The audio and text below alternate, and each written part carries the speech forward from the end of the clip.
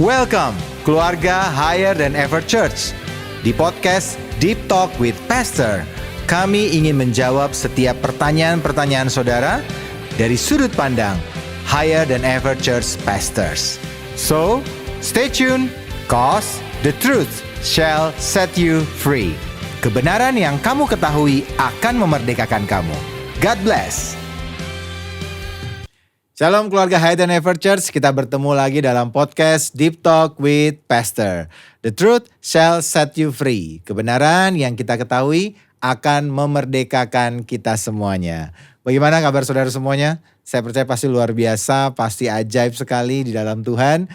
Dan hari ini kita akan kembali belajar bersama-sama saudara. Dan mungkin temanya agak penyembahan transaksional. Waduh, kalau kita nyembah diberkati, kalau enggak nyembah enggak diberkati. Wah, ini bahaya nih ya. Nah, kita mau tahu lebih dalam tentang penyembahan. Dan hari ini kita punya tamu yang spesial. Beliau juga bagian dari pastoral di JKI Higher Than Ever. Dan khusus membawahi bidang yang menurut saya juga sangat penting di gereja, yaitu Departemen Musik, saudara. Dan bersama dengan kita sekarang sudah ada Pastor Petrus Hasto. Shalom Pastor. Bagaimana kabarnya? Shalom. Baik. Wah, luar biasa. Bagaimana kabarnya Pastor? Luar biasa. Ajaib. Oke Pastor kita mau bahas sedikit nih soal penyembahan. Karena kan Pastor sudah lama sekali ya, kalau bilang berkecimpung lah di dunia penyembahan, dipercaya ya untuk memimpin penyembahan dan juga Departemen Musik yang sudah belasan tahun, puluhan tahun mungkin Pastor sudah pimpin dan dipercaya. Jadi saya ingin banyak mungkin bertanya-tanya nih, seperti jemaat juga banyak bertanya-tanya tentang soal penyembahan gitu Pastor. Aduh. Iya, Gimana? ini santai-santai aja sih Pastor. Pastor, ini kan saya sering kali lihat gini, jemaat tuh banyak yang terlambat Pastor. Dan bahayanya nih perkataannya begini kadang, kan masih penyembahan, masih pujian. Jadi ya sudah, saya nanti firman aja, begitu firman nanti kalau deket-deket firman baru masuk dan kemudian ngikutin ibadah. Bahkan ada yang juga datang bahkan sudah 15 menit, 20 menit setelah ibadah sebenarnya dimulai di waktu itu. Nah, sebenarnya mengapa sih Pastor penyembahan itu harus jadi sesuatu hal yang penting buat jemaat yang ada, buat orang-orang Kristen juga yang menyaksikan podcast ini? Iya, penyembahan dan terutama dalam satu ibadah kita memang perlu jemaat harus memahami itu bukan hanya sebagai pelengkap penderita dalam suatu ibadah. Seringkali menganggap penyembahan bahkan pujian itu hanya sebagai tambahan lah istilahnya. Banyak saya bisa memahami sekian bertahun-tahun gitu ya. Jemaat tuh yang berpikir, kebaktian ibadah itu yang penting firmannya. Itu tidak salah, boleh dan tidak dosa. Tapi ada bagian yang perlu kita perhatikan dan itu adalah menjadi bagian yang penting dalam suatu ibadah. Terutama buat kita sebagai orang Kristen yang banyak sekali di Alkitab dijelaskan bahwa penyembahan itu bukan hanya sekedar kita bagian datang nyanyi dengerin musik kemudian musiknya enak, lagunya enak, musiknya ndak enak, aku ndak ngerti, bukan. Justru adalah bahwa worship ini, penyembahan ini bagian dari ekspresi kita membawa korban kepada Tuhan, penyembahan. Ya. Bagian dari attitude kita, sikap hati kita sebagai anak-anak Tuhan. Setiap kali kita datang menghadap Tuhan. Karena ibadah itu kan intinya kita itu sedang datang menghadap Tuhan. Iya. Iya kan? Iya. Bukan kita datang hanya karena pendetanya. Atau karena ya kebanyakan sudah berpikir bahwa datang kebaktian ya karena orang Kristen ya harus kebaktian, harus ke gereja. Tapi kita harus mulai belajar mengerti lebih lagi. Kita harus sadar bahwa kita kalau setiap kali kita ibadah itu kita sedang menghadap Tuhan. Kita menghadap Tuhan dan kalau kita menghadap Tuhan tentunya sikap hati kita sebagai anak-anak Tuhan tidak hanya sekedar datang sudah ya absen setor muka, bukan. Tapi kita membawa hati hidup kita sebagai ekspresi syukur kita, terima kasih kita, penyembahan kita. Ya pertama dimulai dari pujian dan penyembahan itu. Dan tentu kenapa banyak orang menyepelekan itu karena menganggap ya itu tadi di awal saya berkata itu hanya tambahan lah. Yang penting firman-Nya. Itu tidak salah juga, firman memang penting.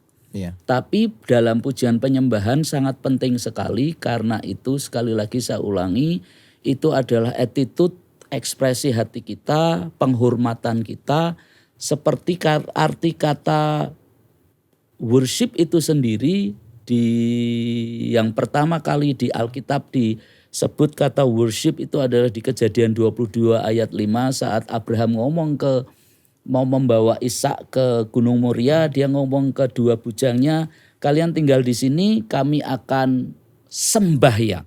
Nah, bahasa Inggrisnya dikatakan sembahyang itu worship, penyembahan, dan kata aslinya adalah pakai bahasa Ibrani sahah atau saha bacanya itu adalah ekspresi arti literalnya adalah bowing down bersujud tersungkur kepada satu otoritas yang lebih tinggi.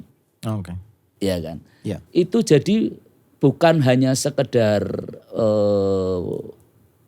posisi tubuh tersungkur apa dan segala macam, tapi juga ekspresi hati kita, ekspresi roh jiwa tubuh kita itu kita datang dengan menyembah, dengan sakah tadi, dengan bowing down, merendahkan diri, meletakkan hidup kita di bawah otoritas yang lebih tinggi, yaitu siapa? Tuhan.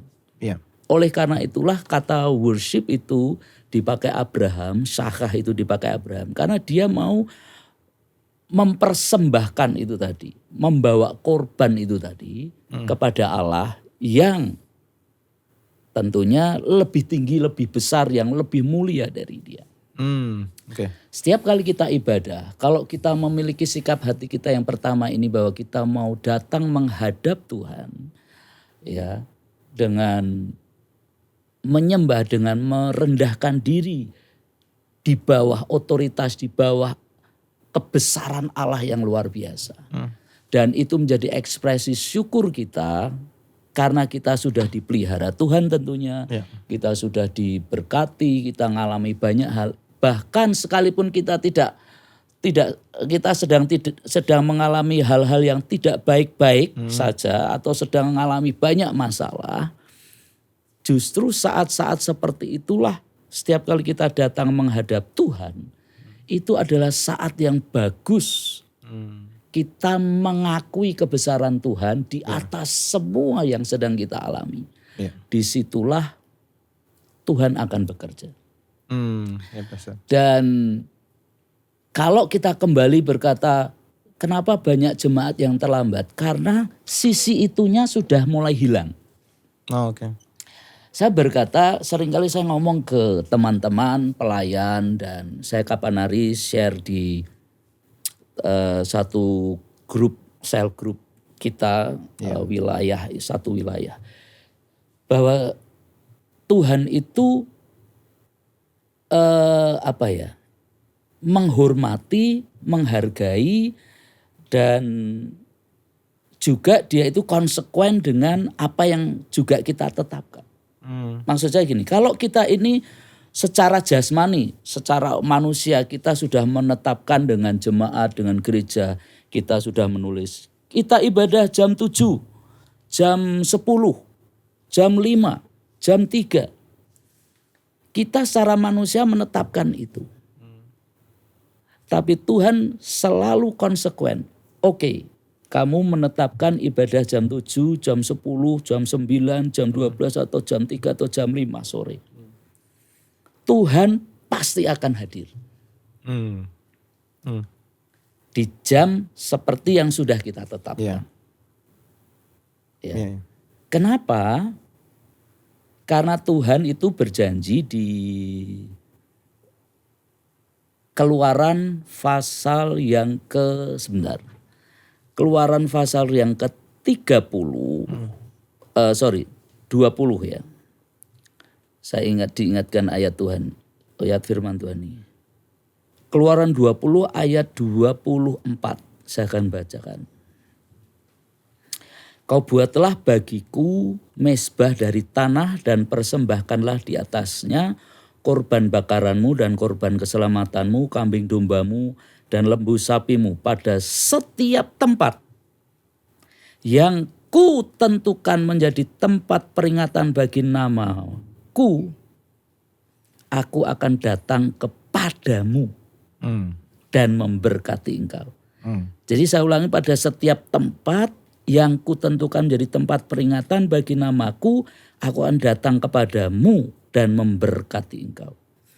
Ini kan seperti gambaran bahwa ibadah itu adalah menjadi tempat atau menjadi saat yang ditentukan Tuhan, menjadi tempat peringatan, kita memeringati nama Tuhan, kita menyembah Tuhan, kita meninggikan nama Tuhan.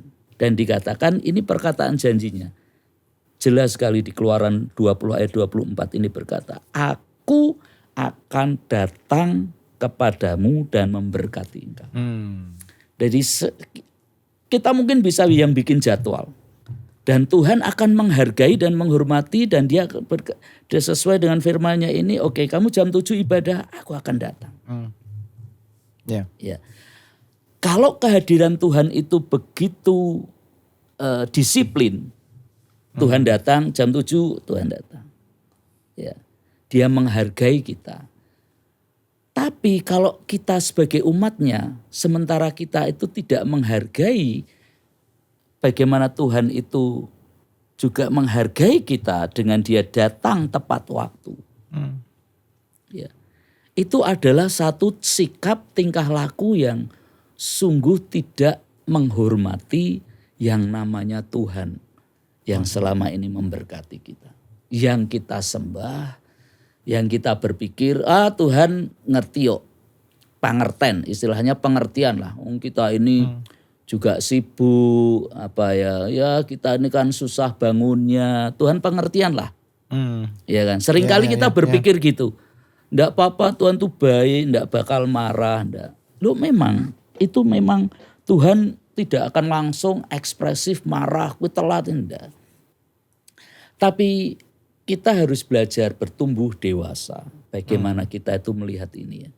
Bahwa Tuhan itu harus kita hormati, harus kita sembah, harus kita benar-benar kita anggap sebagai pribadi yang lebih tinggi seperti Sakar tadi. Bahwa dia itu yang layak untuk terima penyembahan, syukur kita, kita yang harus merendahkan diri di atas, di bawah otoritas yang lebih tinggi dari kita. Jadi kalau kita kebaktian dan kita berkata, usailah telat, rak popo Tuhan ini. Ya itu nanti akan kembali lagi efeknya sebenarnya ke kita. Ya kan. Kamu tidak menghargai Tuhan, mungkin Tuhan tidak akan melakukan apa-apa mungkin ya. Kita tidak tahu. Tapi tidak usah dengan Tuhan lah. Kita dengan orang tua, kita dengan presiden atau dengan apa. Cara kita menghormati, menghargai itu membuat kalau kita menyepelekan ya apa yang kita tabur ya akan kita tuai. Kita akan menuai sesuatu yang tidak enak dengan cara seperti itu. Dan dengan disiplinnya Tuhan datang itu artinya bahwa Tuhan ingin menyatakan bahwa aku ini suka bersekutu dengan umatku. Ya kan? Dan aku mau berkumpul dengan umatku, datanglah dan sembahlah Tuhan. Karena ibadah itu dari awal sampai akhir Bahkan tidak cuma telat, bahkan ada orang yang lebih kepengen pulang duluan, Iya. ya kan? Begitu selesai firman langsung pulang. Nah itu rugi besar sebenarnya. Karena Tinggal Tuhan, sedikit lagi. iya, Tuhan itu menyelesaikan semuanya sampai bahkan doa berkat. Itu yang penting.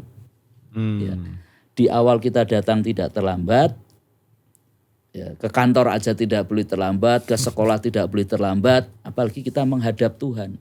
Iya. Kita harus menghormati. Bahkan para pelayan di gereja saya anjurkan datang lebih awal. Iya. Tim penyembahan mereka sudah mempersiapkan bahkan setengah jam lebih dulu untuk mereka nyembah Tuhan, menanti-nantikan Tuhan. Itu bagian dari sikap hati kita menghormati Tuhan. Jadi jemaat lihatlah ini sebagai bagian dari untuk kepentingan kita sebenarnya. Bahwa kita ini sebagai umat Tuhan harus memberikan respect, penghormatan, dan takut akan Tuhan setiap kali kita datang ibadah. Karena sungguh tidak sangat menghormati Tuhan sebenarnya kalau kita ini terlambat. Iya. Ya kan? Pastor tadi kan ada kata berkat ya kan, menerima berkat. Nah ini balik lagi nih tadi tema kita kan penyembahan transaksional nih. Saya mau tanya berarti. Nah kalau misalnya berarti tanda petik gini, kalau misalnya dia nggak datang, dia datangnya telat nih Pastor, berarti nggak diberkati Pastor atau gimana Pastor? Bukan masalah diberkati, transaksional tuh seringkali kita berpikir aku harus lakukan ini, pasti Tuhan ini. Iya, iya. Ya itu boleh, itu menurut saya ada hukumnya juga seperti itu. Karena kan ada firman Tuhan berkata, barang siapa menabur, kamu akan menuai. Itu kan transaksional. Iya. Ya kan? Tapi dalam hal penyembahan sebenarnya, kalau kamu tidak nyembah aku tidak ada berkati. Tuhan tuh tidak sejahat itu sih. Ya kan? Iya. Sebenarnya itu Tuhan sedang melatih kita untuk apa ya? Menghormati Dia, menghargai Tuhan, ya kan? Sebenarnya gini. Makanya seringkali gini, ya kan? Aku nyembah Tuhan, nyanyi, memuji Tuhan, nyembah Tuhan, ngerasain hadirat Tuhan. Aku enggak ngerasain Tuhan ini, pokoknya ya nyanyi ya ternyata gitu aja. Kenapa? Ya karena dimulai dari itu tadi. Kita tidak menghargai Tuhan dari awal, ya kan? Datang telat. Kamu sudah datang telat, kamu berharap kayak orang disulap, ding, ngalami hadirat Tuhan, wah ketemu Tuhan. Iya. Ya maaf gitu. Iya. Udah ya? Iya. Kita malah seringkali hadirat Tuhan apa sih? Mana sih? Enggak ada hadirat Tuhannya. Oke. Lah sikap hatimu bagaimana dari awal? Iya. Iya kan? Iya. Kalau kita mulai belajar dari awal. Saya pernah sampaikan bahwa sikap hati kita itu dimulai dari rumah bahkan. Kalau kita dari rumah berangkatnya sudah ogah-ogahan. Kita tidak kepingin, istilahnya sudah malas-malasan, ke gereja lagi. Kayak gitu toh. Ya, you will find nothing. Kamu tidak akan menemukan apa-apa di sana. Iya. Kalau kamu begitu kamu bangun pagi, bahkan dalam seminggu itu kamu sangat berekspektasi, kamu sangat berharap hari Minggu aku mau ketemu Tuhan. Itu akan membuat sikap hatimu sungguh menata hidupmu dengan benar. Ya kan? Begitu hari Minggu pagi misalnya ibadah pagi ini. Begitu pagi engkau bangun pagi, engkau berdoa mempersiapkan hati dan mempersiapkan hidup mau ketemu dengan Tuhan, Raja di atas segala raja. Itu akan menjadi satu sikap yang beda. Ya kan? Iya. Bahkan cara engkau siap-siap mandi, pakai baju, semuanya. Iya. Itu menjadi bagian dari apa ya? Proses yang tanpa sadar itu adalah sikap hati yang mau menghormati Tuhan dengan mempersiapkan sedemikian rupa. Iya. Ya. Sehingga kalau sudah gitu, wah jam 7 nih, aku enggak boleh terlambat. Rumahku jauh nih, misalnya setengah jam perjalanan harus. Iya. Jadi kalau dengan belajar untuk menghormati Tuhan, kita harus punya time management yang bagus dong. Jam 7 ibadah, perjalanan setengah 7, at least aku harus berangkat supaya tidak terlambat. Misalnya nih jam 6.20. Ya kan? Ya. Pak, parkirnya susah. Oke, mundur. Jam 6.15 berangkat. Ya kan? Ya. Sehingga apa? Dengan cara kita melatih diri kita dengan sikap hati yang benar. Ini akan membuat sikap hati kita ini berharap tanpa kita sadari, ini kita berharap karena mau ketemu Tuhan.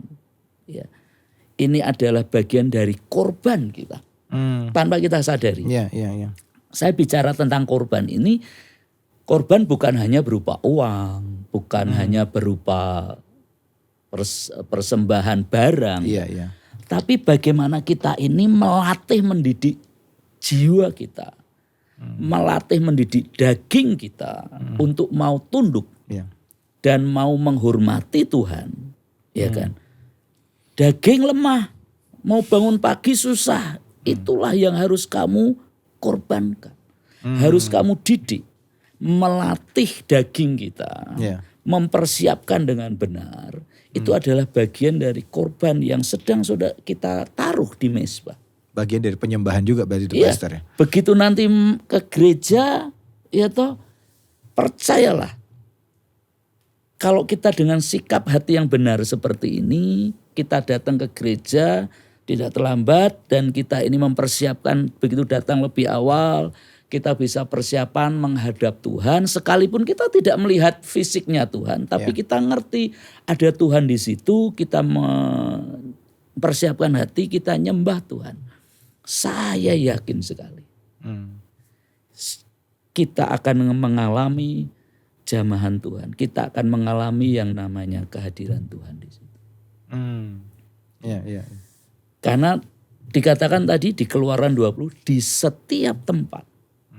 Artinya tempat yang biasa kita buat untuk kita mengadakan korban itu tadi. Buatlah bagimu mezbah di situ tadi. Tempat kita menaruh korban itu tadi. Korban apa? Yaitu tadi. Kita mendidik daging kita, melatih diri kita untuk disiplin sedemikian rupa. Dengan sikap hati kita mau menghadap Tuhan. Itu adalah korban-korban yang mau tidak mau, kita harus cepat, kita harus bagaimana. Karena kita ingin menghormati Tuhan. Ingin ketemu Tuhan, menyembah Tuhan. Itu adalah seperti korban yang kita taruh di mezbahnya. Dan itu membuat Tuhan disukakan. Kenapa Tuhan disukakan? Karena kita menomorsatukan Tuhan. Kita mau merendahkan diri, kita mau meletakkan semua, istilahnya, kedagingan kita dan menomorsatukan Tuhan, menghormati Tuhan lebih dari yang kita ada. Artinya seperti tadi kata Sakah tadi, menghormati Tuhan, otoritas yang lebih tinggi. Jadi kita berkata sikap hati kita itu penting sejak dari rumah. Ya kan? Belajarlah untuk tidak terlambat. Ya. Berarti tidak diberkati Pak kalau terlambat ini. Kita tidak sedang bicara diberkati dan tidak diberkati. Itu adalah berkat Tuhan. Itu tadi tuh ayatnya di Keluaran 20 berkata kan. Ya. Dikatakan bahwa di setiap tempat ya yang kutentukan menjadi tempat peringatan, artinya setiap kali kita datang menghadap Tuhan, meninggikan Tuhan, aku akan datang dan memberkati engkau. Ya. Tuhan memberkati. Iya kan. Tapi kita harus mengerti kan. Kita harus dewasa dalam kita ini menghormati Tuhan. Mosok kita ini istilahnya, yang penting diberkati. Mosok kita cuma pengen diberkati yang segitu-segitu saja. Semakin Tuhan itu disukakan, istilahnya gini, Tuhan itu melihat hati kita itu benar-benar mengingini Dia, menomorsatukan Dia. Kita itu otomatis lah bagian yang Tuhan lakukan itu adalah memberikan yang Dia punya. Ya kan? Dengan kehadirannya Dia pasti akan memberkati kita. Hmm. Tapi kalau kita tidak mengerti dan tidak menghormati Tuhan, bahkan kita tidak tahu kalau Tuhan hadir dan kita tidak ngerti apa itu hadirat Tuhan, bagaimana kita bisa menerima berkatnya? Itu nanti sesi 2 tuh Mas. Sudah tadi spill nih. Sesi 2 nanti kita bahas soal hadirat Tuhan. Iya kan? Maksudnya gini, kalau Pak Mike, saya datang di sini, ada Pastor Michael, tapi saya tidak tidak ngerti, tidak merasakan, tidak mengabaikan lah, tidak mengenali kalau itu Pastor Michael. Saya kan tidak mendapatkan keuntungan dengan kehadiran Pak Michael. Iya kan? Iya. Dengan kita datang, persiapan yang sedemikian, dan kita menghormati Tuhan, ya kan, kita sembah Tuhan, dan kita dan yakin bahwa Tuhan datang, ya kan, kita bisa mengalami hadirat Tuhan, nyembah Tuhan akan begitu gampang. Kenapa? Karena hati kita sudah tertuju kepada Tuhan. Iya. Membuat kita bisa mengenal Tuhan, mengalami Tuhan di situ. Otomatis itu berkat di situ. Iya. Ya kan? Pastor, apa sih sebenarnya tanda-tandanya hati kita ini salah nih, sikap hati salah saat kita tuh menyembah Tuhan? Misalnya gini, tadi kan misalnya ada orang mungkin cuma datang, ya aku pengen berkatnya turunin gitu loh. Sama seperti mungkin anak ketemu bapak, mana uangnya kasih sudah tuh aku pulang. Harusnya kan pribadinya kan Pak ya. Betul. Harusnya pribadinya yang diinginkan, pasti uangnya juga akan dikasih. Tapi tidak ada transaksional sebenarnya ya. Ini cuma hanya judul aja ya Bapak Ibu semua yang menyaksikan, biar menarik aja pembicaraan kita. Nah, Pastor, apa sih sebenarnya sikap hati apa sih yang salah sih Pastor? Kalau orang tuh datang menyembah, seringkali kan datang ke gereja lah, ya menyembah juga datang ke gereja. Seringkali ada yang pengen itu tadi, mungkin pengen cepet pulang tuh Pastor. Belum ibadah sudah, cepet-cepet pulang nih, firman pokoknya sudah selesai. Atau sikap hati apa sih sebenarnya yang menurut Pastor Hasto berkata bahwa ini kayak janganlah ada di tengah-tengah kita gitu loh, sebagai seorang anak-anak Tuhan yang datang beribadah, yang datang menyembah. Kira-kira apa yang menurut Pastor Hasto ini yang harus dihati-hati lah buat anak-anak Tuhan supaya jangan sampai salah sikap hatinya di hadapan Tuhan? Mungkin Pastor bisa sedikit menjelaskan beberapa, mungkin 1 atau 2 hal yang menurut Pastor, ini hati-hati deh, jangan sampai ada di hati kita ini sikap hati yang salah ini. Saya akan coba balik. Ya kan?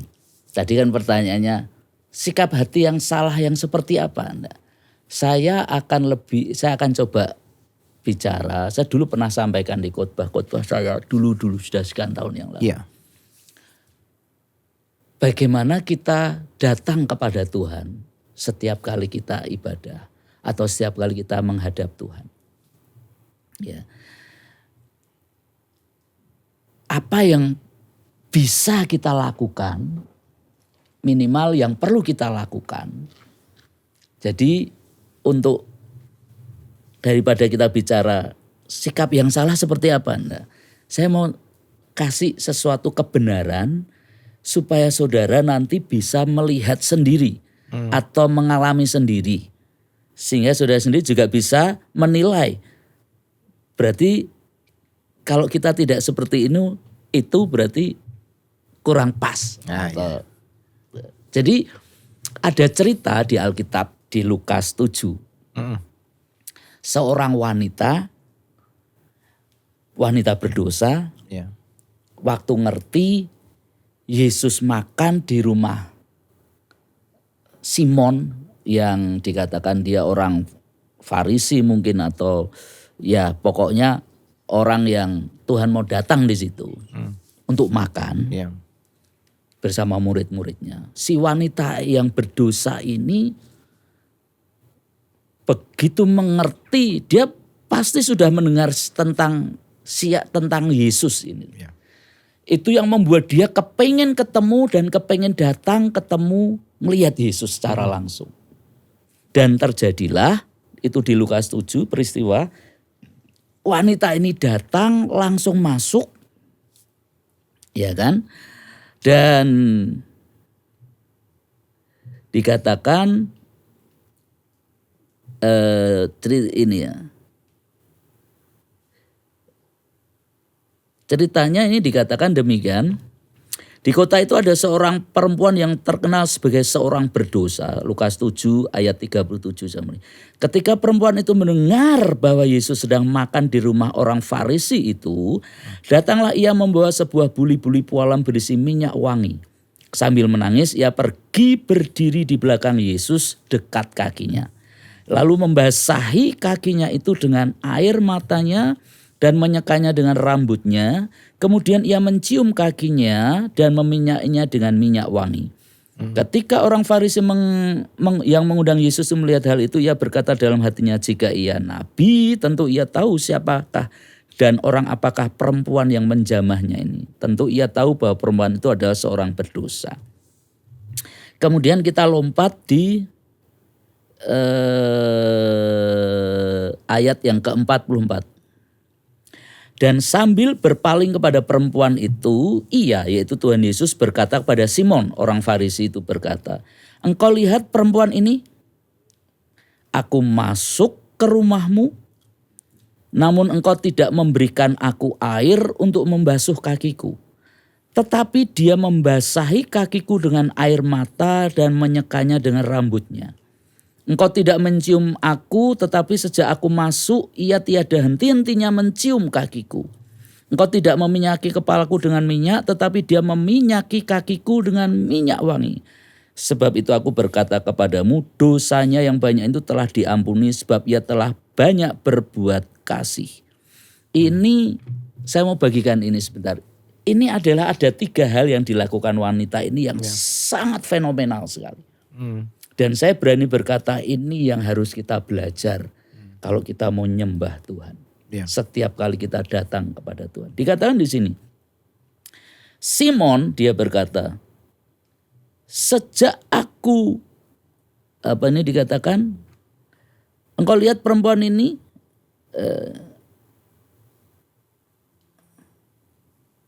engkau lihat perempuan ini, aku masuk ke rumahmu, namun engkau tidak memberikan aku air untuk membasahi kakiku. Ini adalah suatu sikap yang luar biasa. Membasahi kaki Yesus dengan air mata dan menyekanya dengan rambutnya. Rambut seorang wanita itu adalah martabat, kehormatan. Makanya di Timur Tengah itu kebanyakan wanita mereka menutup pakai tutup, kalau sekarang bahasa sekarang hijab. Ya kan? Ditutup dengan kain gitu. Kenapa? Itu adalah suatu kehormatan, martabat. Bayangkan wanita ini ya membasuh kaki Yesus dengan air matanya. Datanglah ke Tuhan. Dikatakan ini ya, ayat 44. Aku masuk ke rumahmu. Aku datang ke ibadahmu. Aku masuk ke tempatmu ibadah. Namun engkau tidak memberikan aku air untuk membasuh kaki. Setiap kali kita datang kepada Tuhan ibadah, perhatikan baik-baik. Kita harus merendahkan diri. Dengan cara apa? Seperti wanita ini, dia menunduk, membasuh kaki Yesus. Itu bagian dari dia meletakkan semua kehormatannya. Kamu orang kaya, kamu orang terkenal, kamu orang hebat. Di hadapan Tuhan you are nothing. Sakah tadi. Lebih tinggi dia. Setiap kali kita datang ibadah, datanglah dengan merendahkan diri di hadapan Tuhan. Mengakui bahwa dia itu Tuhan yang besar. Aku butuh Tuhan. Ya kan? Itu dengan cara dia mencucurkan air mata. Dia itu lambang satu urgency. Ada satu kebutuhan yang mendesak. Ada satu keinginan, kebutuhan. Aku perlu Tuhan. Ekspresinya dengan dia menangis, dia mencurahkan air matanya di bawah kaki Yesus. itu sikap yang harus kita miliki, bahwa kita harus mengingini Tuhan yang sedemikian. Kalau kita datang dengan ogah-ogahan, terlambat, kita yang penting firman-Nya, kita enggak perlu. Ya itu tadi loh. Tidak bisa menghormati. Tidak merendahkan diri. Tidak merendahkan diri. Artinya kamu tidak butuh Tuhan. Kamu hanya butuh perkataan. Iya, iya. Dan perkataan itu kalau tidak dihidupkan, kamu juga tidak akan terima apa-apa dari perkataan itu. Iya. Iya kan? Iya, iya. Kalau kamu cuma dengar, oh apik firmannya, kesaksiannya apik atau lucu, ya sudah. It will not change your life. Itu tidak akan mengubah hidup. Iya, iya, iya. Tapi kalau kita datang dengan kerinduan, kita dengan hati yang memiliki sikap hati membutuhkan Tuhan. Kalau bukan karena Tuhan, aku nggak bisa. Datanglah dengan kerinduan. Iya. Datanglah dengan merendahkan diri. Merendahkan diri. Dia pakai rambutnya, martabatnya, kehormatannya, her dignity. Dia taruh di bawah kaki untuk ngelap debu, untuk ngelap kotoran. Itu adalah sikap hati yang luar biasa. Iya. Ya. Yang kedua, ya, yang dilakukan wanita ini dikatakan ayat 45, engkau tidak mencium aku, tetapi sejak aku masuk ia tiada henti-hentinya mencium kakiku. Gila ini. Di zaman itu orang mencium itu adalah cipika-cipiki lah ya.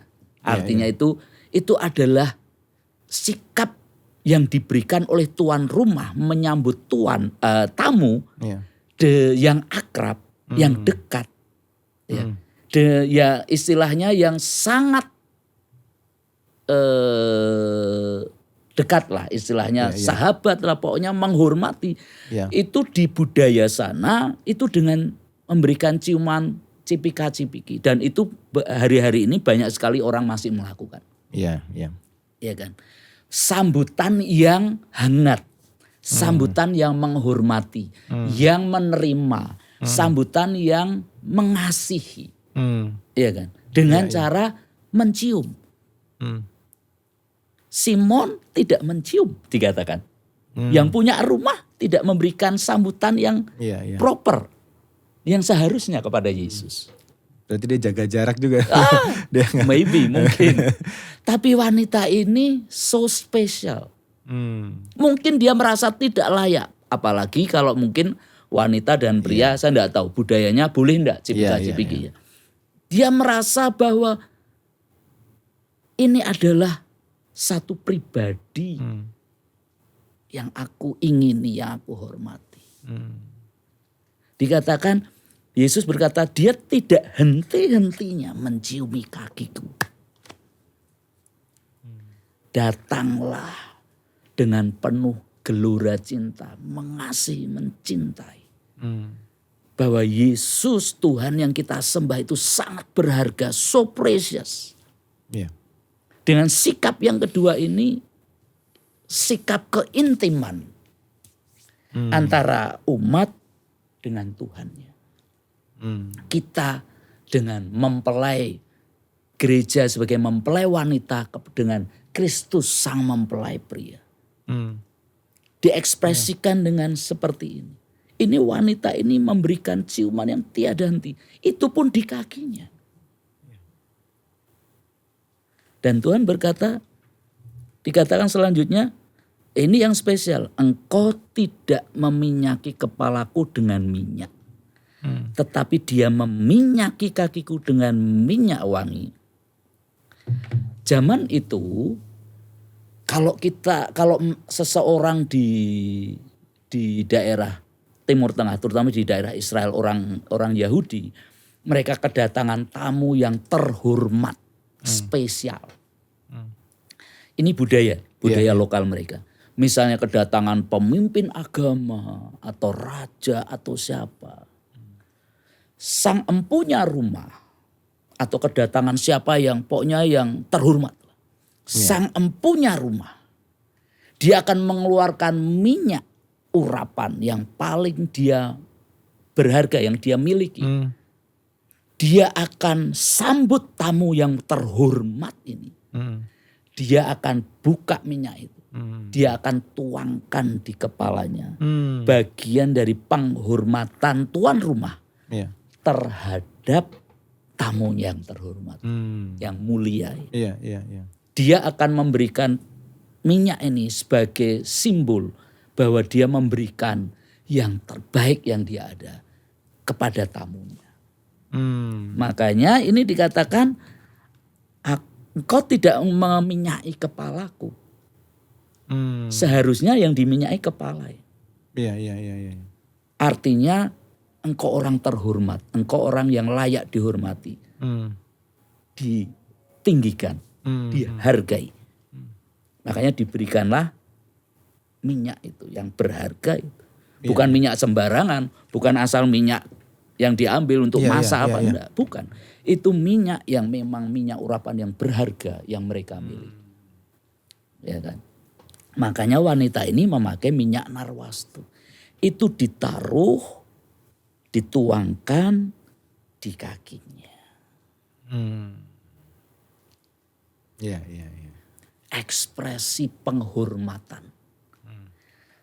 Datanglah Tuhan dengan menghormati, menghargai, meninggikan, menempatkan Tuhan sebagai orang, sebagai pribadi yang layak disembah tadi. Layak terima yang mahal dari hidup kita. Yang berharga dari hidup kita. Yang pertama, datang dengan kerinduan. Datang dengan merendahkan diri. Ya kan? Datang dengan cinta. Dengan bukan sekedar rindu tapi dengan mencintai. Ekspresi cinta. Mencium itu kan ekspresi cinta. Menyambut tamu itu. Menyambut Tuhan. Yang terakhir dikatakan dengan memberikan hormat, korban itu tadi. Kalau ini, hal-hal ini setiap kali kita ibadah, kita melakukan, menyiapkan tadi dari rumah. Hati kita setting, sikap hati kita waktu kita ibadah seperti itu. Yakinlah, kita akan mengalami Tuhan. Dan ini dikatakan di cerita lain, tentang ini, Yesus sampai ngomong kepada yang lain. Kalau di sini dikatakan dia sudah banyak berbuat kasih. Tapi di cerita di Markus dan yang di Matius dikatakan bahwa dia sudah melakukan hal yang baik kepadaku. Wanita ini sudah melakukan hal yang baik kepada Yesus. Perhatikan, selama ini kita berpikir bahwa Tuhan itu yang melakukan yang baik buat kita. Tuhan itu baik, dia melakukan hal yang baik buat kita. Kita selama ini yang menikmati kebaikan Tuhan. Pernahkah kita sadari bahwa yang kita lakukan itu sama Yesus dianggap kamu sudah melakukan pekerjaan yang baik buat aku. Luar biasa sekali itu. Apa itu pekerjaan yang baik? Worship. Korban. Worship ini. Tanpa kita sadari yang kita lakukan setiap minggu mungkin. Kita nyembah Tuhan dengan benar, kita dengan sikap hati yang benar itu, kita sedang melakukan pekerjaan yang baik buat Tuhan. Kita sedang melakukan berbuat kasih kepada Tuhan. Sikap hati ini setiap kali kita datang menghadapi Tuhan, kita melakukan itu. Saya yakin Tuhan akan memberkati, bukan sekedar berkati, mengubah hidup kita. Ketemu Tuhan. Saya lanjutkan nih, saya kasih imajinasi sedikit nih, cerita tentang wanita ini. Bayangkan, dia sudah buka tutup rambutnya, dia buat ngelap kaki Yesus, ya kan. Terus kakinya Yesus sudah dituangi minyak. Itu minyaknya nggak cuma sedikit kayak kita setetes, enggak. Dia satu buli-buli itu dia habiskan di kaki Yesus. Makanya yang lain protes.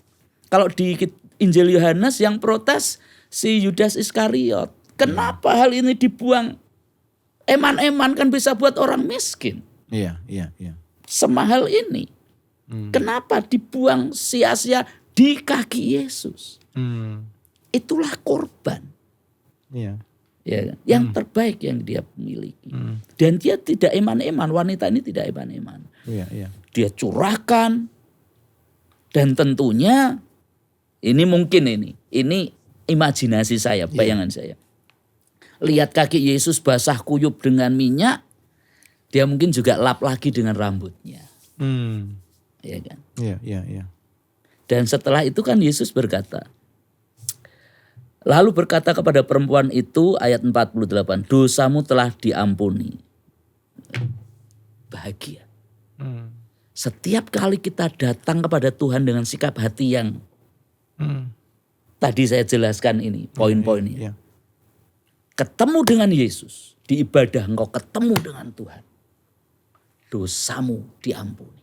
Hidupmu mengalami perubahan. Engkau mengalami life changing. Iya. Enggak cuman berkat. Yang penting hati dan hidup kita mengalami perubahan yang dari Tuhan. Dan berkat itu pasti akan mengikuti. Iya. Tidak berhenti di situ. Wanita ini pulang dengan penuh sukacita. Kenapa? Hidupnya dimerdekakan. Hidupnya merdeka bebas. Dosanya yang berat itu diampuni. Seperti kita semua yang pernah mengalami yang namanya lahir baru. Sukacita. Dia akan pulang, ini imajinasi saya. Dia akan pulang keluar dari rumah orang Farisi itu, si Simon itu dia pulang dengan penuh sukacita. Dia tidak peduli orang sekitarnya, kanan kirinya melihat dia kok rambutnya aut-autan mungkin kayak apa. Wah, dia jalan dengan sukacita, dia mau pulang ke rumah. Dia lewati gang, dia lewati pasar, mungkin dia lewati warung, toko, ada orang gerombol dilewati. Dan apa yang ini imajinasi saya. Orang-orang yang dilewati oleh wanita ini, mereka mencium apa? Bau narwastu yang bau narwastu. Wah, cewek ini, wanita ini kok wangi sekali ya. Siapa dia? Kok kelihatannya beda ya. Kita ngerti orang ini wanita ndak bener dulu, tapi kok sekarang kelihatan cerah, ceria, sukacita. Ada sesuatu yang terjadi dengan dia. Wangi banget. Wanginya dari mana ini asalnya? Wangi yang sama ini tiba-tiba muncul dari belakang. Sesudah sekian waktu wanita ini menghilang, tiba-tiba wangi yang sama ini sumbernya lewat. Siapa? Yesus dan rombongan. Artinya apa? Orang-orang melihat, kenapa wanita ini bisa mengalami seperti itu? Kok wangi ini sumbernya dari mana? Begitu mereka melihat sumbernya Yesus, ini adalah seperti hidup. Kesaksian hidup. Wanita ini sudah memberikan kesaksian hidup tanpa dia sadari. Terhadap orang-orang yang dia lewati. Orang-orang itu bukan curiga ya, penasaran. Ini asalnya dari mana? Begitu mereka melihat sumbernya Yesus. Dengan kata lain wanita ini sedang dan telah memberitakan tentang Yesus. Dengan hidup yang diubahkan.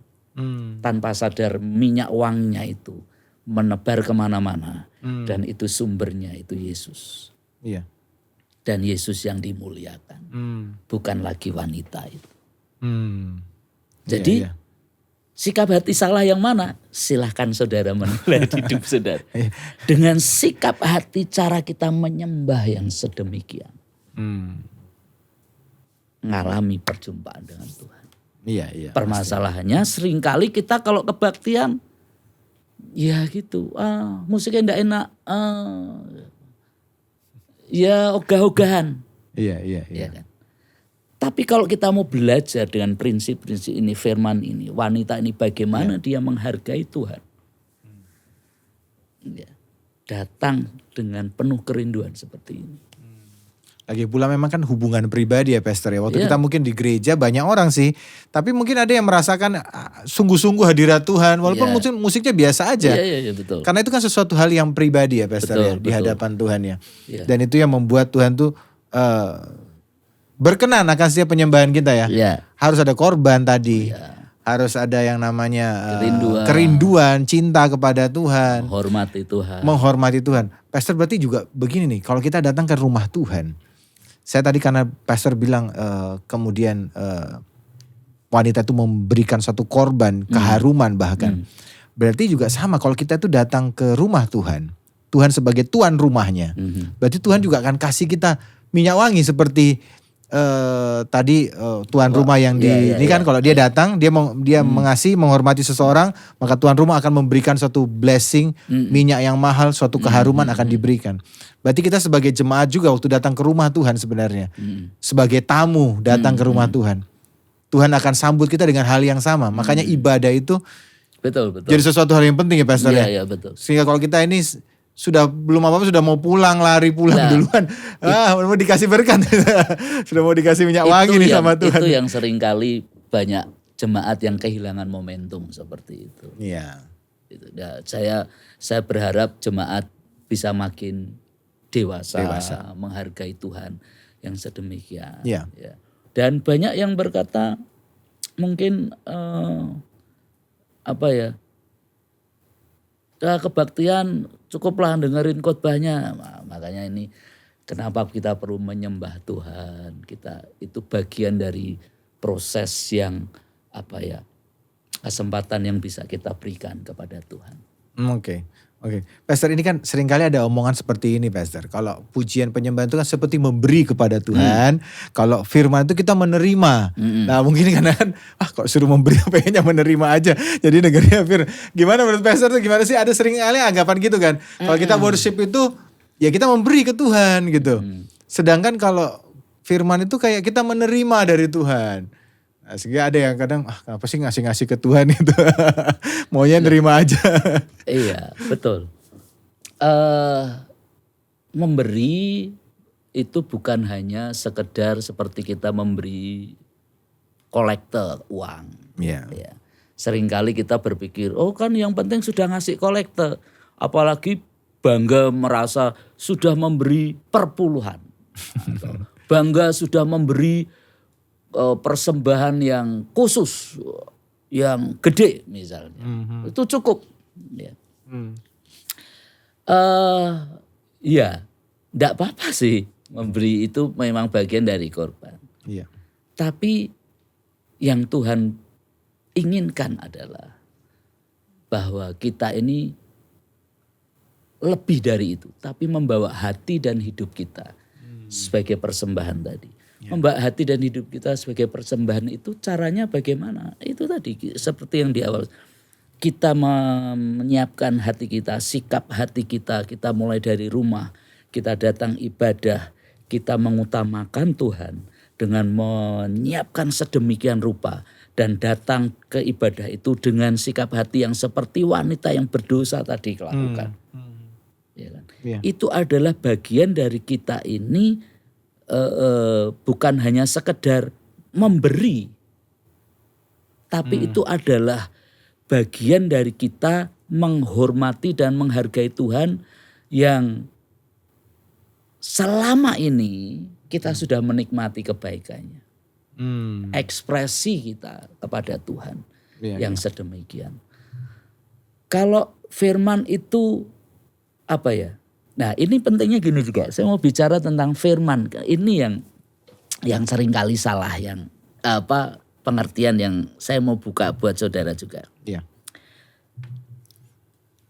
Kalau kita datang hanya pada waktu ibadah, yang penting firmannya. Nah ini ada satu ayat, 3 ayat lah saya bacakan. Ini yang menjadi akan gambaran saudara. Kita buka di Kejadian 1. Ya. Ini. Kenapa perlu pentingnya penyembahan? dalam satu ibadah. Ya. Kenapa enggak langsung firman-Nya aja? Ya enggak apa-apa sih, enggak salah. Tapi esensinya itu kenapa worship itu? Ini gambarnya seperti ini. Ya. Kita baca di Kejadian pasal 1 ayat 1, 2 dan 3. Ya, saya bacakan. Pada mulanya Allah menciptakan langit dan bumi. Bumi belum berbentuk dan kosong, gelap gulita menutupi samudera raya. Dan roh Allah melayang-layang di atas permukaan air. Ayat 3 perhatikan. Berfirmanlah Allah, jadilah terang, lalu terang itu jadi. Ini gambaran satu ibadah. Umat Tuhan datang dengan hati, dengan hidup yang macam-macam. Ya. Seperti gambaran bumi belum berbentuk dan kosong, gelap gulita hidupnya. Sedang tidak baik-baik saja. Saya diajari Tuhan ini sekian tahun yang lalu, saya berkali-kali sharing ini juga. Dikatakan, karena saya sebagai pemimpin pujian hari itu, saya sebagai WL, Tuhan ngajari saya ini, lihat ini. Kenapa jemaat perlu diajak nyembah Tuhan. Tidak langsung dengarkan firman-Nya aja. Ini penting, kenapa? Di sini dikatakan waktu hidup kita, hati kita masih rak karuan, gelap gulita bahkan. Kita butuh roh Allah yang melayang-layang di atas permukaan air. Ya. Waktu kita nyembah Tuhan, waktu kita menghargai Tuhan, kita dengan menyembah Tuhan itulah. Seperti tadi di awal saya katakan, kita ketemu Tuhan, mengalami hadirat Tuhan itu yang penting. Ya kan?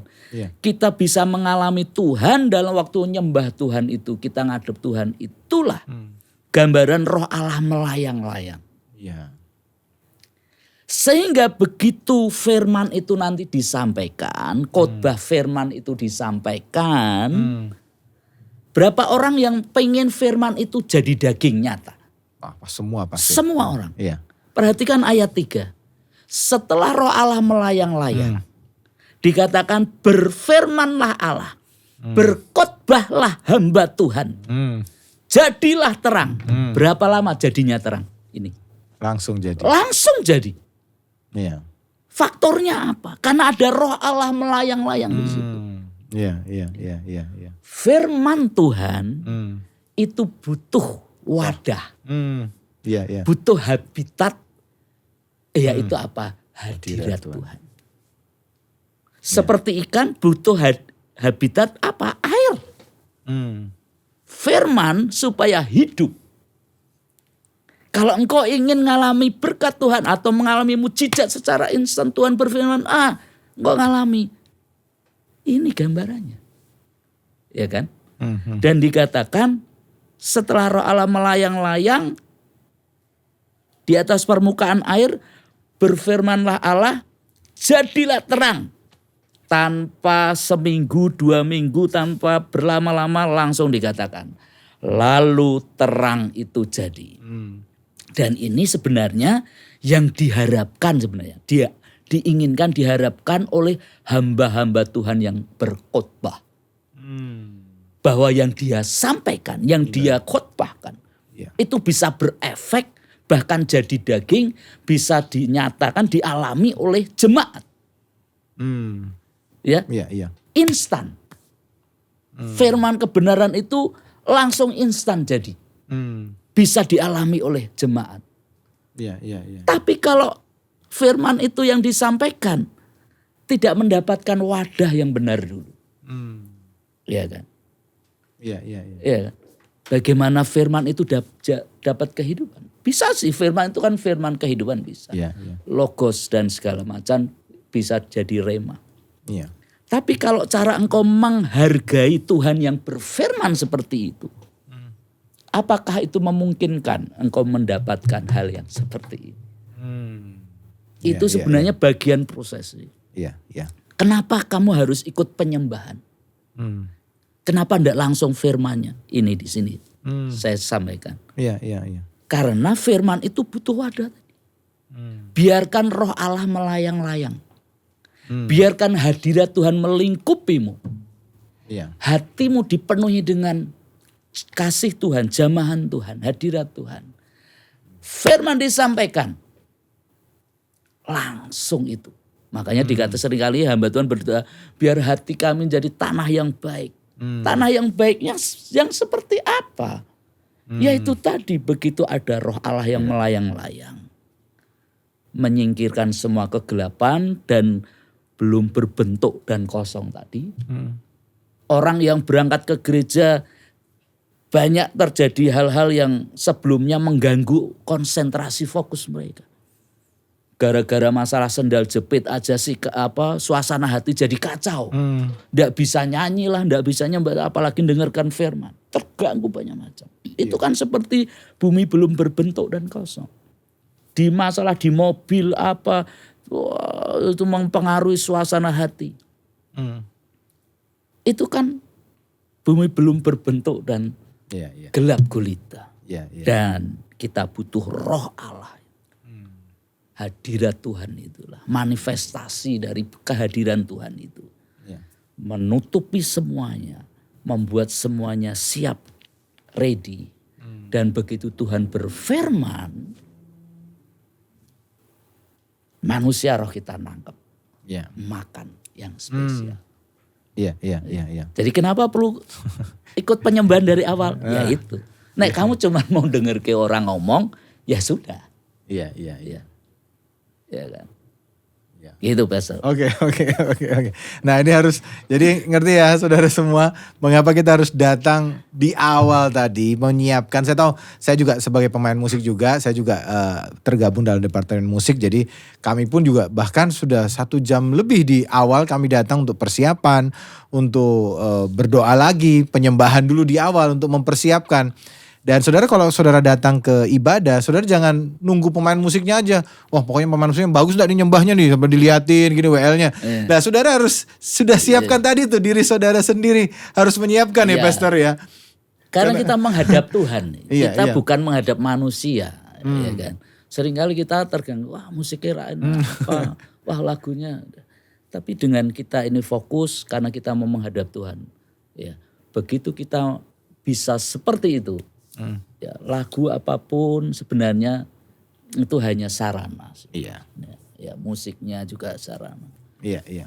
Jadi saudara mesti menyiapkan diri saudara sungguh-sungguh. Nah ini karena saya sudah lama sekali ini kita membicarakan. Satu pertanyaan aja terakhir nih Pastor ya, biar sebagai penutup lah ini pertanyaannya. Begini Pastor, jadi apakah penyembahan, berarti kalau kita sudah bahas sih sebenarnya dari awal ya. Penyembahan itu apakah sebagai kebutuhan Tuhan atau kebutuhan kita sebenarnya Pastor? Sebenarnya lah itu ya. Tuhan itu perlu disembah gak sih? Tuhan minta disembah ya. Sebenarnya gini, kembali dari bahwa kita sebagai manusia ya, yang diciptakan Tuhan, yang diciptakan sama Tuhan itu, bahwa penyembahan itu adalah seharusnya kepentingan kita untuk kita ini menjaga hubungan dengan Tuhan. Worship bukan hanya nyanyi, bukan hanya kita main musik, tapi worship juga adalah pada waktu kita berdoa secara pribadi di ruang kamar kita atau di ruang doa kita berdoa menghadap Tuhan. Kita menyembah Tuhan. Itu adalah bagian dari kita ini menjaga dan memiliki hubungan dengan Tuhan. Ya, jangan batasi penyembahan itu hanya secara kolosal, rame-rame dengan musik dan segala macam. Di ruang doa kita secara pribadi, kita perlu menyembah Tuhan. Karena itu adalah cara kita memiliki hubungan dengan Tuhan. Ya. Ataupun pada waktu kita jalan dengan Tuhan. Misalnya kita lagi driving, nyetir mobil, atau lagi kerja, ya kan. Tiba-tiba ada suara, ada kerinduan di sini ini untuk entah nyanyi, entah ngobrol dengan Tuhan. Itu hubungan, itu adalah worship itu tadi. Ya, jadi kita harus apa ya? Memanfaatkan itu untuk kita ini makin mengenal Tuhan. Ya. Jadi kalau dari pihaknya Tuhan, apakah Tuhan butuh disembah? Ya mungkin, ya kalau Tuhan juga bisa berkata, aku enggak butuh kamu menyembah aku. Malaikat banyak. Tapi Tuhan itu bukan Tuhan yang model bukan sekedar kayak gitu juga. Dia juga berkata bahwa dia dengan manusia, dia ciptakan Adam dan Hawa itu sebagai bagian dari dia ingin menikmati yang relationship. Iya. Ya kan? Dan itu didapat pada waktu setiap kali kita menyembah Tuhan. Kita datang secara pribadi menyembah Tuhan. Iya. Dan penyembahannya tidak harus selalu berupa nyanyian ya Pastor. Karena kan ada penyembahan dalam kehidupan sehari-hari. Ya, kita juga jadi penyembahan kita. Bagaimana kita ini taat dengan instruksi yang dari Tuhan. Jangan begini, lakukan itu. Itu juga bagian dari kita ini, lifestyle kita menghargai Tuhan, menghormati Tuhan dengan mentaati, itu adalah worship kita juga. Iya. Oke. Pastor, terima kasih. Panjang sekali hari ini pembicaraan kita. Hampir 1 jam mungkin ya. Saudara semua. Dan Pastor Hasso kita akan undang lagi nanti untuk yang soal hadirat Tuhan. Tadi belum selesai ya. Kita lagi ngobrol-ngobrol. Aduh, ini hadirat Tuhan belum dibahas ya. Ada banyak pertanyaan sebenarnya hari ini belum kita bisa tanyakan. Kita mungkin nanti simpan nanti untuk pertanyaan-pertanyaan berikutnya lebih dalam lagi. Untuk melanjutkan pembahasan kita soal penyembahan hari ini. Tapi yang pasti penyembahan bukan transaksional saudara ya. Jadi saudara datang untuk relation saudara ke Tuhan. Tadi saya rasa itu suatu pewahyuan yang luar biasa sekali. Dimana kita datang dengan hati yang kacau balau mungkin penuh masalah. Begitu kita datang kepada Tuhan, kita ngalami penyembahan di situ. Kita datang awal, kita siapkan hati kita, kita nyembah Tuhan. Dan tiba-tiba Tuhan berfirman dan tiba-tiba firman itu jadi kenyataan dalam kehidupan kita. Karena itu buat jemaat saudara semuanya, jangan sampai lupa, jangan telat kalau datang ibadah, juga jangan pulang gasi, saudara pulang cepat, baru selesai firman langsung kabur, lari. Terima ada berkat tadi yang akan diberikan oleh tuan rumah itu, akan kasih narwastu sebagai tanda menghormati, tapi juga tanda blessing, berkat, nanti keharuman saudara akan jadi tambah luar biasa. Pastor Hasto mungkin bisa kasih satu pesan terakhir, 1 menit pesan yang terakhir untuk menutup sebagai conclusion dari apa yang kita bicarakan hari ini buat jemaat yang ada. Firman Tuhan berkata, Yesus berkata, kasihilah Tuhan Allahmu dengan segenap hati, jiwa, pikiran, dan kekuatan. Hal yang sama, sembahlah Tuhan dengan segenap hatimu, dengan segenap jiwamu, dan segenap akal budi dan kekuatan. Karena itu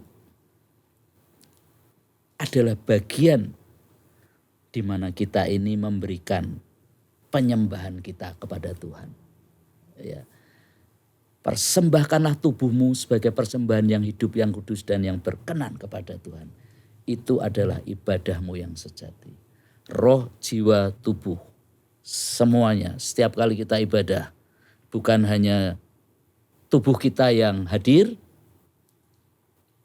tapi pikiran kita melayang-layang kemana-mana, tapi tubuh, roh, jiwa, dan tubuh semua kita menghadap Tuhan dengan menyembah Tuhan. Kasihilah Tuhan dengan segenap hatimu, segenap jiwa, kekuatan, roh, jiwa, dan tubuhmu. Dipersembahkan bagi Tuhan. Amin. Amin, amin. Pastor bisa berdoa buat jemaat mungkin hari ini. Biar mereka hari ini mungkin yang sudah kering mungkin hatinya. Mereka sudah gak ngalami lagi hadirat Tuhan atau penyembahan mereka sehari-hari. Mungkin Pastor Hasso bisa berdoa buat semua kita. Supaya kita bisa semakin bisa ngalami ya. Perjumpaan-perjumpaan dengan Tuhan yang mengubah hidup kita. Mari kita berdoa. Terima kasih Tuhan. Tuhan, hamba-Mu berdoa buat setiap umat-Mu yang mengikuti podcast ini. Hamba-Mu berdoa di dalam nama Yesus. Dimanapun mereka berada Tuhan. Dalam nama Tuhan Yesus. Satu jamahan yang daripadamu Ya, cukup mengubah hidup mereka. Terima Dan kasih. hamba-Mu berdoa karuniakan hati yang menyembah kepadamu. Terima kasih Tuhan. Dan sejak siang hari ini biar kebenaran yang disampaikan mereka kenali dan mengubah hidup mereka. Karuniakan untuk setiap kali kami datang menghadap Tuhan. Kami datang dengan kerinduan. Kami datang dengan cinta. Kami datang dengan menghormati. Dengan membawa korban syukur kami. Mengingini Tuhan lebih dari segalanya. Dan kami boleh menyembah Engkau di dalam roh dan kebenaran. Terima kasih Tuhan. Berkati karuniakan ini buat setiap kami. Mereka yang sedang mengalami masalah hari ini Tuhan. Hamba-Mu berdoa, Engkau yang sanggup membuat mujizat. Engkau Tuhan yang sanggup membuat jalan itu. Engkau Tuhan yang sanggup membuat kebenaran itu dinyatakan. Dan Engkau Tuhan yang sanggup memberikan kehidupan itu bagi umat-Mu. Dipulihkan, diberkati. Yes. Di dalam nama Tuhan Yesus. Yesus. Kami bersyukur dan kami percaya. Amin. Amin. Amin. Terima kasih Pastor Hasto buat waktunya. God bless Terima you. kasih semuanya saudara-saudara semua. Sampai jumpa minggu depan lagi di dalam acara Deep Talk with Pastor. The truth shall set you free. Kebenaran yang kita ketahui akan memerdekakan kita. God bless. God bless. Amin.